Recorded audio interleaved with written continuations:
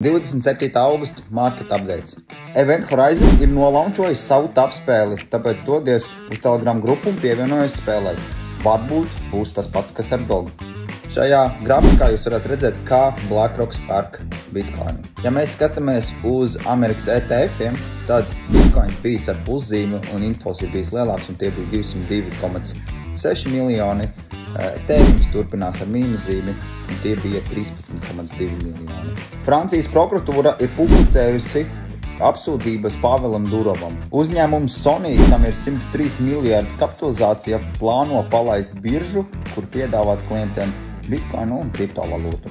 SEC ir izvirzījusi apsūdzību diviem brāļiem par 60 miljonu kriptovalūtas Ponzi schēmu organizēšanu, kuras centrā ir krāpniecisks trading bots. Beigās daži iemesli, kāpēc tuvākajos mēnešos mēs varam sagaidīt saucamo buļļu tirgu, jeb bullrunu. Zelts iepriekš sasniedza all-time high, jeb visu laiku augstāko punktu, un parasti Bitcoins pēc pāris mēnešiem arī seko. ASV vēlēšanas vienmēr ir atstājusi ietekmi uz tirgu. Potenciālais likmes samazinājums, par ko tiek jau runāts vairākas nedēļas, tiek plānots septembrī.